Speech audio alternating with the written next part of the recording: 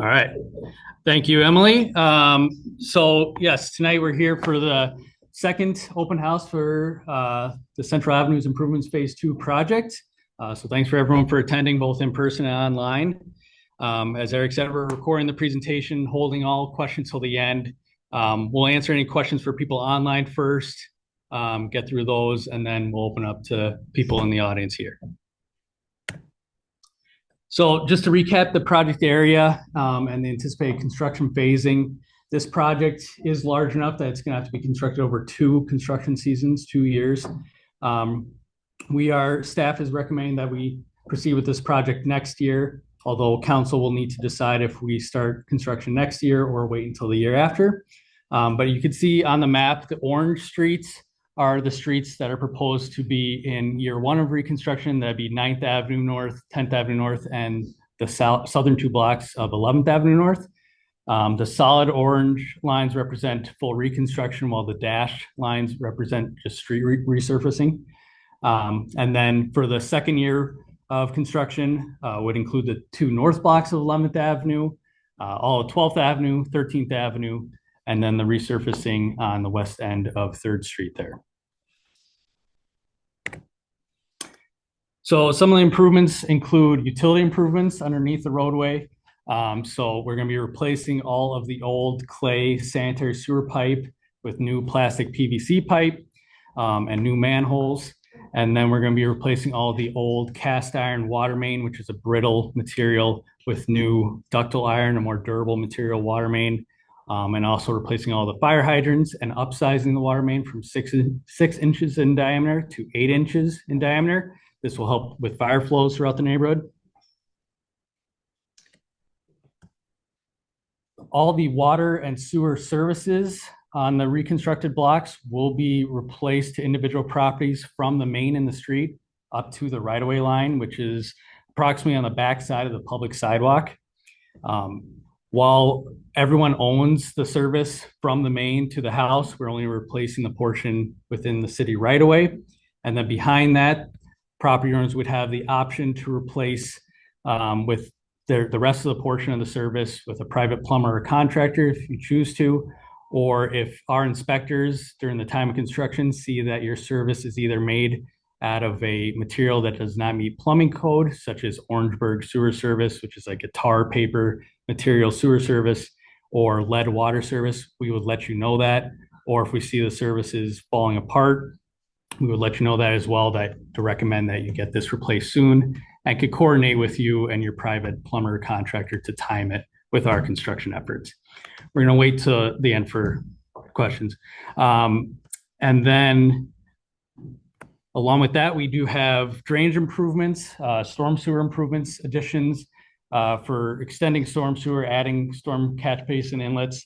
You can see on this map, all the red rectangles and circles represent either a drainage issue or proposed improvement. You can see there's a lot of them throughout the project area. The biggest concern is the 200 blocks, or the blocks between 2nd Street and 3rd Street North on 9th, 10th, 11th, and 12th. These areas are very flat. They do not drain very well. So we're going to be proposing to extend storm sewer down these blocks, adding catch basin inlets, as you can, just like the ones shown in that bottom right picture, somewhere in the middle of the block to provide somewhere for the stormwater to go during rain events.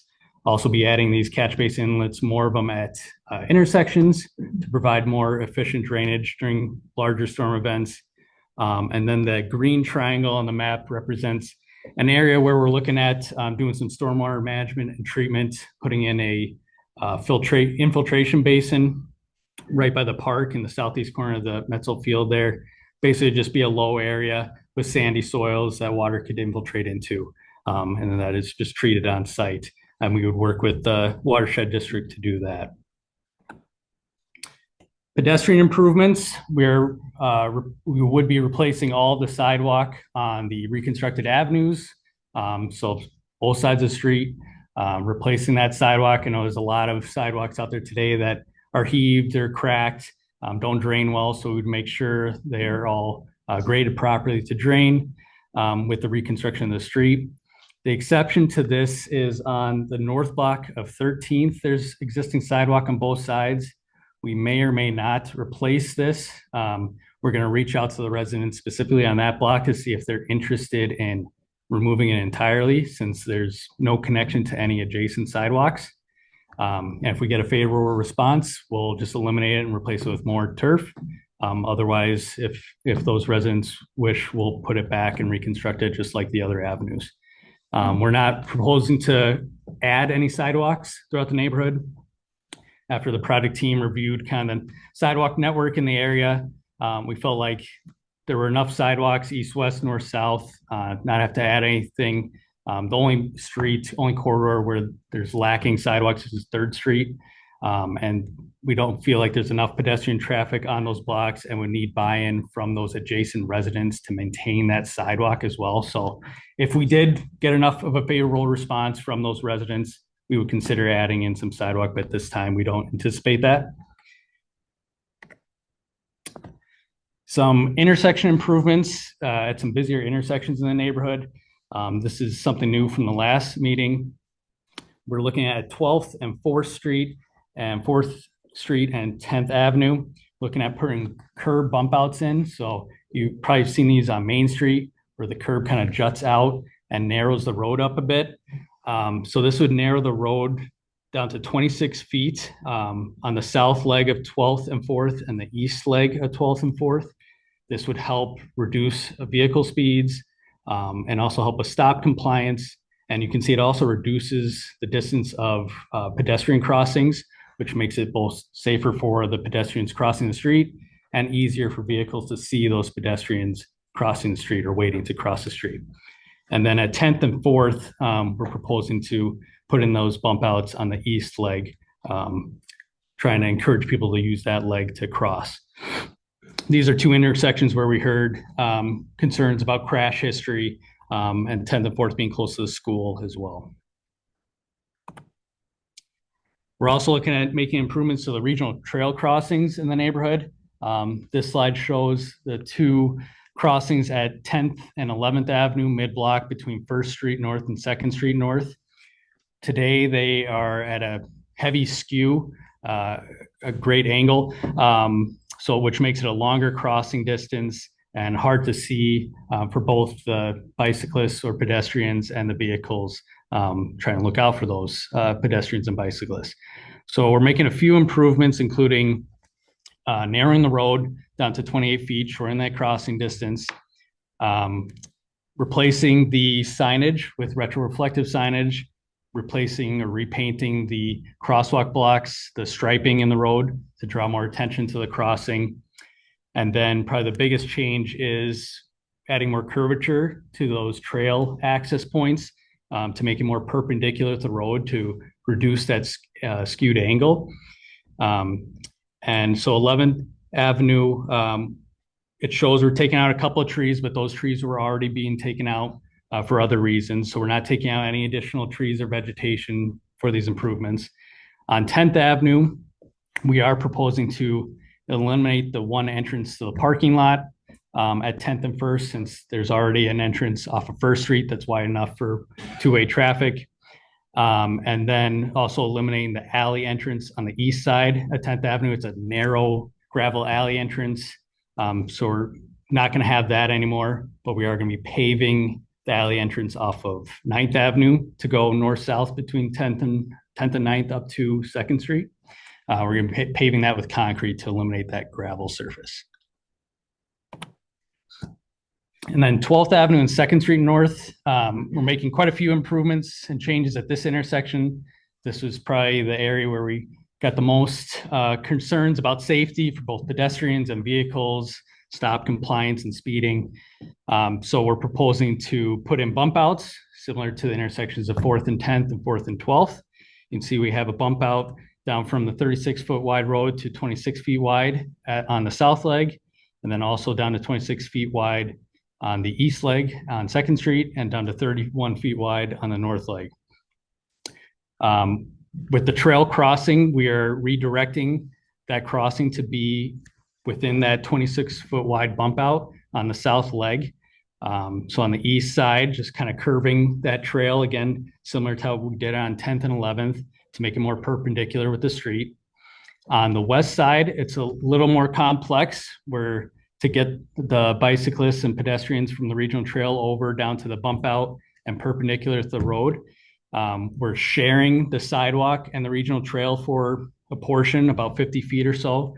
Those black lines on the sidewalk represent white pavement markings that would be on the sidewalk to represent this is a shared 12-foot wide pedestrian, bicyclist trail access between the regional trail and the Metzel Field Trail and the north-south sidewalk along 12th. And then we would also be replacing signage, the trail crossing signage, replacing the crosswalk blocks, striping in the intersection, and even adding green crosswalk blocks for bicycle crossing. This is if you've driven by 9th Avenue and 1st Street North, it'd be similar to that. And then also to prevent bicyclists from cutting across still at an angle through the intersection and forcing them to make that right turn and left turn to cross at the crosswalk. We're also putting in mulch landscaping and limestone blocks. You can see in those pictures in the upper left, kind of similar to what we just installed between 6th and 7th down by Main Street. They're 2-foot by 2-foot limestone blocks we'll set in there to encourage bicyclists to actually use the crosswalk and not cut through. And then we'll also be salvaging and reinstalling the flashing stop signs at the intersection. So stop control will be the same as it is today.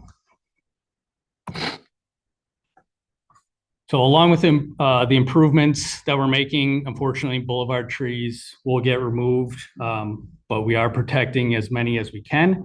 But some of the trees in the boulevard will get removed for one of 4 reasons. It's an ash tree, and city, is trying to get rid of ash trees that aren't being treated in the right of way to prevent invasive species, emerald ash borer in this case.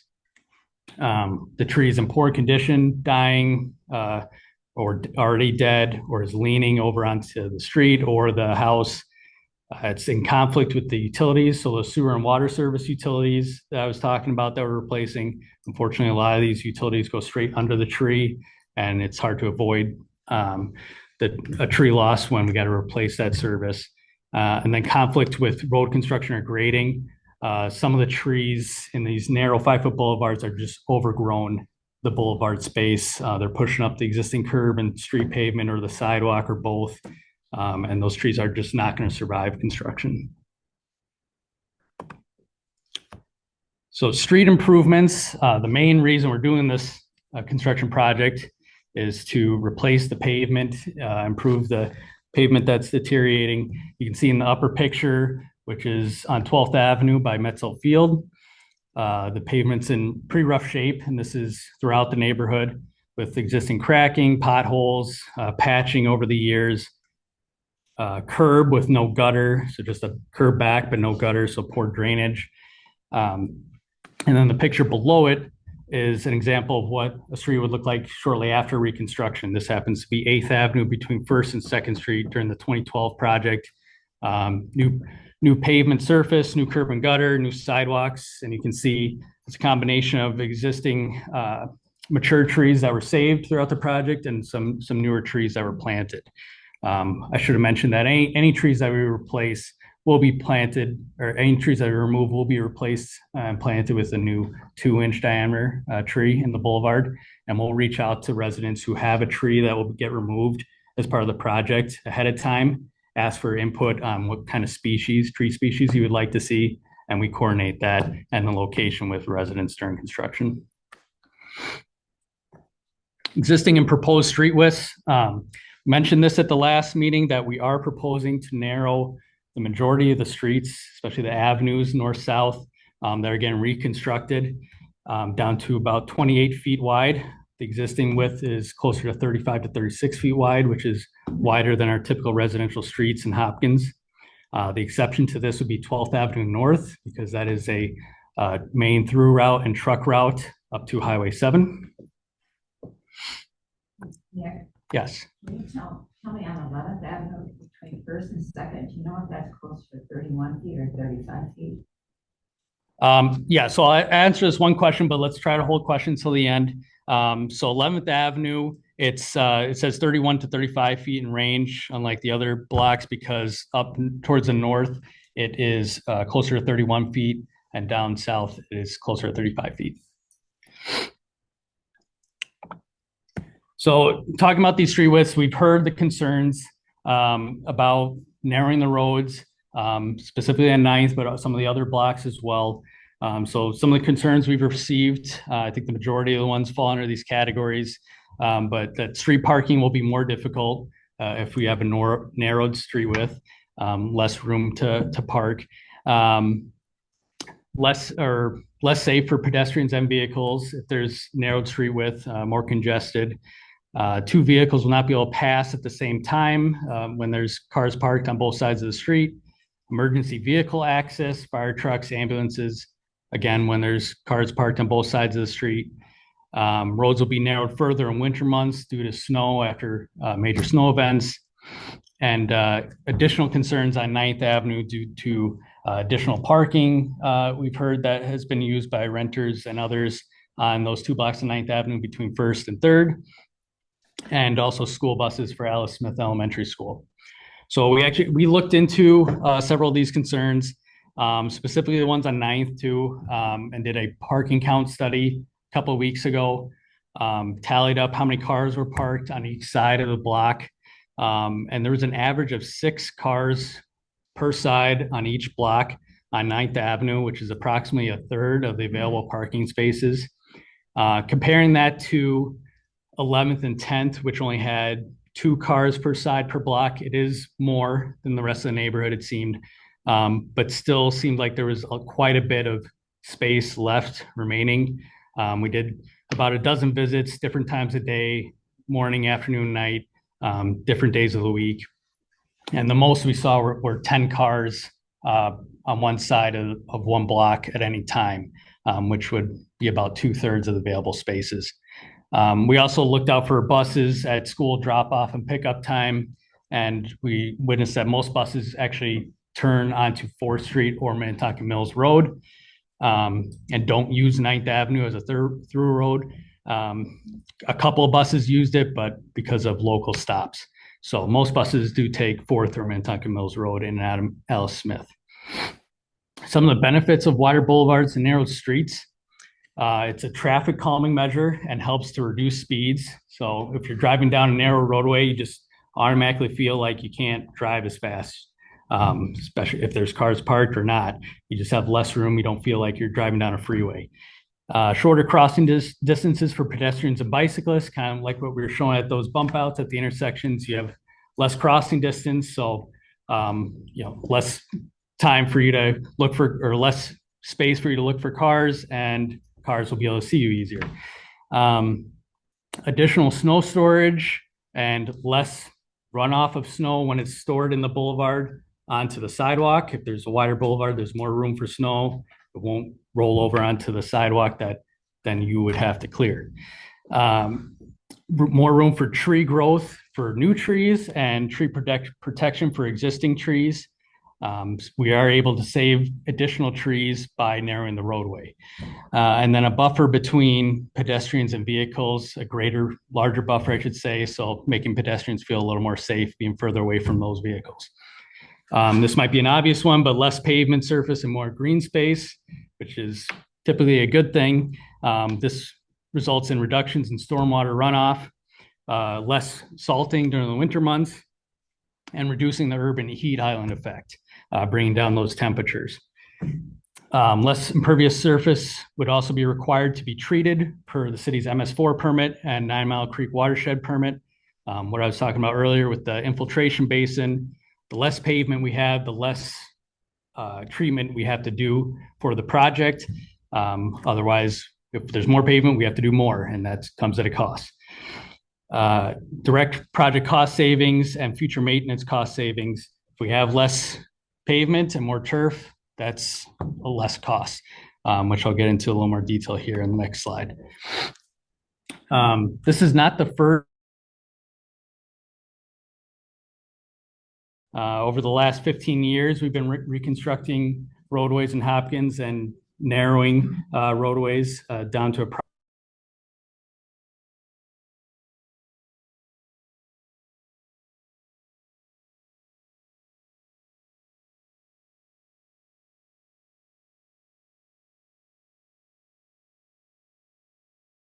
28 feet, which is what we're proposing on a lot of these blocks. And Third Street was narrowed from 30 to 28 feet. The year prior, 15th Avenue was narrowed from 35 to 32 feet. During the Interlochen Park Street utility improvements in 2020 and 2021, most of the north-south blocks were actually reconstructed at 26 feet wide, so 2 feet narrower than what we're proposing in this neighborhood. 2013 Street utility improvements, which is in the South President's neighborhood, which is right by the Harley Hopkins School, south of Excelsior. Pretty similar layout to this neighborhood with the grid system blocks and sidewalks on both sides. All of those streets were narrowed from 30 feet to 28 feet, which is what we're proposing with this project. And then the 2009 and 2010 street utility improvements, which is just east of Fifth Avenue and south of Burns Park, that neighborhood. Most of those streets were also reconstructed at 28 feet wide. So it's been working. It's been working for the past 15 years. Just want to lay those out, and you could check out those neighborhoods, drive through them as well. Cost savings for the project across the city from narrowing streets through these projects. So there'd be about $300,000 in savings with the proposed street widths for this project compared to if we put them back at existing widths. There's been approximately $500,000 in savings from reconstructing streets at narrowed widths over the past 15 years, including the ones I listed. An additional $400,000 in savings from less pavement rehab on those narrowed streets over the pavement service life. And another $250,000 in savings is anticipated from future pavement rehab on narrowed streets proposed for this project. So that includes mill and overlay, seal coating, crack sealing, reclaiming and resurfacing before another reconstruction is needed 40 to 50 years down the road. There's also generally reduced costs and quicker routine maintenance by public works staff if you have less pavement service. They're able to sweep the streets quicker, less patching, that sort of thing. So overall, we're trying to design for the typical usage on a residential street and trying to avoid over design and unnecessary spending. Not trying to design for, we understand there's special events. There's going to be times where you might have to wait 10 seconds, 20 seconds for a car to pass or emergency vehicle to pass. But we're trying to design for that typical usage and reduce costs across the city and not just this project. So with that, at this time, we are recommending to council that we're going to be proposing the same street widths that we proposed during feasibility phase at those narrowed widths for 9th Avenue, 10th Avenue, 11th, and 13th. Excuse me. The project costs continued. The overall cost for the project, including the street improvements, utility improvements, and sidewalks, is just over $13 million in construction costs. Contingencies, adding in about 15% for construction contingencies will bring the costs up to just about $15 million. And then adding in engineering and administration costs at 18%, we're looking at a total project cost of $17.75 million. Some of the cost saving measures included in these totals, in addition to the narrowed street widths that I already mentioned, doing a mill and overlay on 2nd Street versus a full recon since it's not needed. All we need to do on 2nd Street is just take off the top 2 inches of pavement and resurface it with some spot curb and gutter replacement along the way. And then similar on 3rd Street, northwest of 11th Avenue, between 11th and 15th, we'll just reclaim and resurface those blocks. So we will grind up the entire depth of the pavement, but then just grade it out, resurface it. There's no major utility work on those blocks. There's no just spot curb and gutter, no full replacement of curb and gutter. We're going to be abandoning 2 blocks of water main on 3rd Street North between 11th Avenue and 13th Avenue. That's not needed for the water system and no services come off of it. We're also going to be trenchlessly replacing or directionally drilling water main just south of Highway 7 between 11th and 13th Avenue.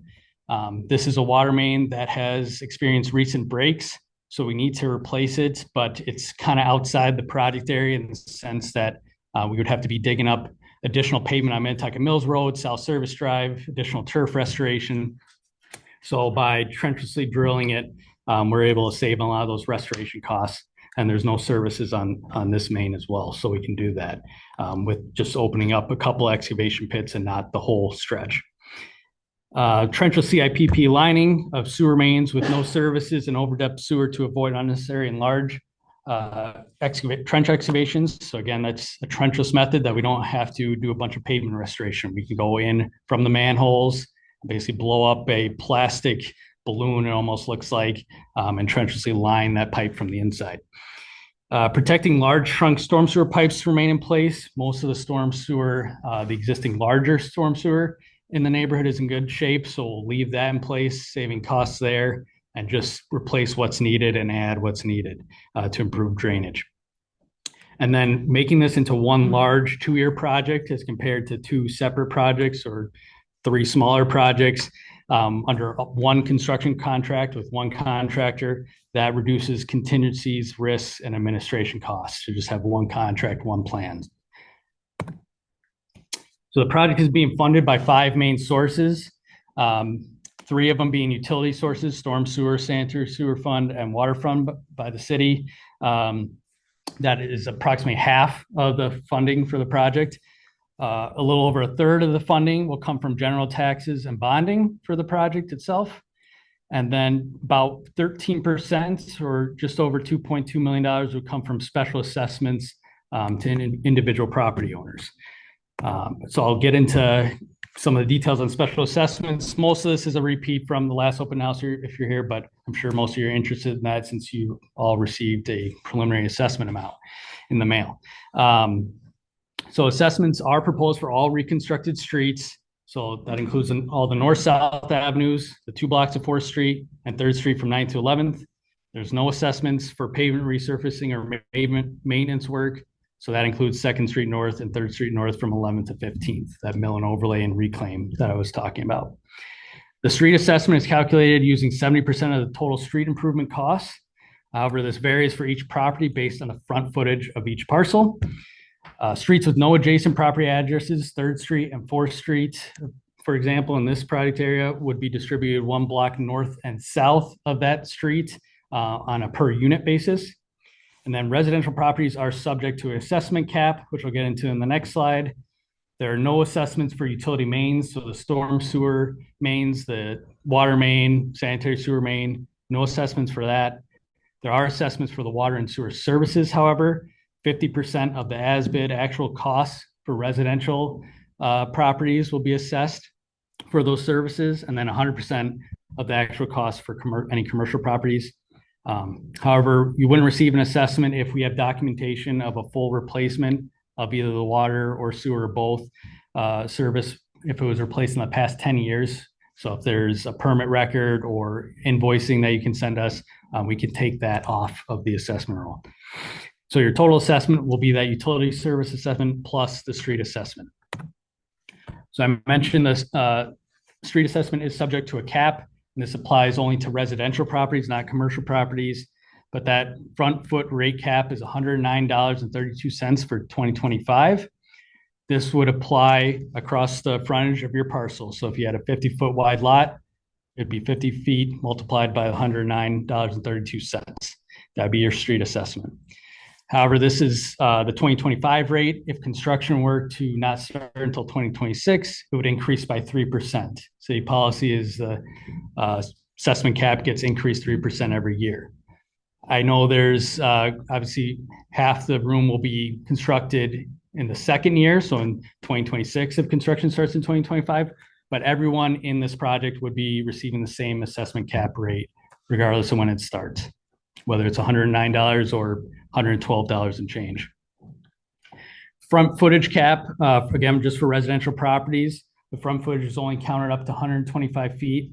I don't think this applies to any of the parcels in this neighborhood, but if there were a parcel that was over 125 feet, we'd only count up to that number for the assessment calculation. And like I said, caps do not apply to commercial properties, but we do get special benefit appraisals for this. Get third-party appraisal on those properties for the improvements. Just make sure the assessment amount per policy doesn't outweigh the actual benefit amount, since these assessments can get quite high compared to the residential assessment, since there's no cap. And then we use the lower amount between the benefit appraisal compared to the city policy amount. So as I said, preliminary assessments were mailed to each property owner receiving assessment with the public hearing notice and this neighborhood meeting invite. Assessments range from as low as just under $3,600. This lot happens to be a 50-foot lot, so it's kind of typical smaller lot with a previous street assessment on a past project, and also already has a new sewer service that was replaced to the main. So they had a couple of reductions in there working in their favor. And then up to just over $43,000 for a large commercial property with, again, no caps on that. Assessment for a typical 50-foot lot on the avenues is just over $8,000, $8,128.50. This comes from a little over $5,400 for the street assessment, about $1,400 for the water service, and $1,200 for the sewer service. The 2011, 2012 projects consisted of a lot of blocks in this area. Those reconstruction projects, there were assessments to a lot of the people in this project area. So we took that into account when calculating this project's assessments, and that wound up reducing a lot of the assessment amounts. Approximately 96 properties were reduced because they were already assessed on those previous projects. That's about a third of the properties on the assessment roll, which is 280 properties for this project. It also removed 12 properties entirely from the project between 3rd Street and 4th Street on the west side of 9th Avenue, since their block of 9th Avenue was reconstructed during 2012. They would have received a side street assessment for 4th Street and 3rd Street through this project, but since they were already assessed at the cap for the 9th Avenue improvements in 2012, they will not be receiving any assessment for this project. And here's a property map of all the properties to be assessed for the project. You can see that the project areas in orange, the parcels are highlighted, all the parcels to be assessed. You can see that 279 of the 280 properties are assessed based on the avenue's frontage. There's one property at 405 10th Avenue that's just assessed on the side street unit assessment for that work on 4th Street. And then if you can see the red hatching over the parcels are properties that were assessed previously for the 2011 or 2012 street improvement projects. So those properties have reduced assessments compared to the rest of the neighborhood. The ones highlighted in purple or cross-hatched in purple, just at 201 9th Avenue, the church, and then 901 1st Street. Those are considered commercial properties, and we will be getting special benefit appraisals for those and comparing it to the calculated assessment. And then the properties highlighted or hatched in blue along the regional trail. These are irregularly shaped parcels that we had to take the area and adjust the front footage based on the area of the parcel, because some of these properties would either receive a very small or a very large assessment compared to their neighbors, when if you look at the area of the parcel, it's pretty much typical parcel. So we took the area and back calculated the frontage to make it more fair along those more kind of unique parcels along the trail right away. So there's 4 options to pay for your assessment. First is to prepay in full or part. So you could do it in segments, or you pay the whole thing at once without any interest until approximately the end of July during the first year of construction. So if construction starts next year, you'd have to pay this by approximately July 31st of 2025. Second option is to prepay in full or part with interest from that end of July date to approximately November 15th. Again, during that first year of construction, that would just be interest accrued from end of July to November 15th, so pretty minimal. Third option is the most popular option because you don't need to do anything. The remaining balance of your assessment would be placed on your county taxes after approximately November 15th of that first year of construction. and paid annually over a 15-year period with an interest rate of historically about 6%. These dates and interest rates are all tentative and would be confirmed in the spring prior to construction of the first year or around the start of the construction of the first year. And then the last option, which is the least used option because you have to qualify for it, is to defer the assessments or to pay at a later date. This does not make the assessment go away. It just pushes it out. So interest does accrue as you defer it. But if you want to explore this option, you have to be a homestead property and have an income limit of approximately $50,000 per year. And also one of the following, either be 65 years or older, be active military or on full-time disability. And if you meet those qualifications, are interested, you can reach out to the city assessment clerk to apply for that. And you have to apply each year you want to defer your assessment. Project communication, we like to keep all the residents updated pre-construction through construction. So our project website is hopkinsavenuesproject.com. Hopefully pretty easy to remember, where you can sign up for construction updates either through email or text right on the website. We'll have the project schedule on there, project documents such as these presentation slides, the presentation video, all the boards you see here tonight, feasibility report, and then have construction updates. Once construction actually starts, we'll send those out on typically a weekly basis. And then we also have some frequently asked questions on there, which we'll be adding to once we have a more confirmed schedule from council on when construction's starting. So speaking of schedule, next week is the public improvement hearing, November 12th at the regular city council meeting right here in the council chambers. So council will conduct the public hearing where you have the opportunity to speak about the projects if you choose to do so. And then we would ask council to consider ordering the improvements and final plans and specifications that we can bid out to contractors. We would also ask that the council determine if construction would be starting in 2025 or 2026 that evening. So assuming construction will begin in 2025, that's what staff will be recommending to council. The following dates would apply. So early February, we'd have another council meeting to approve final plans and authorize bidding. Then about a month later, we would open bids from contractors, bring that to council in March. Council would order the public hearing on assessments. And then late March or early April, we would have a third and final neighborhood meeting focusing on more of the construction schedule and impacts, and then final assessments as well.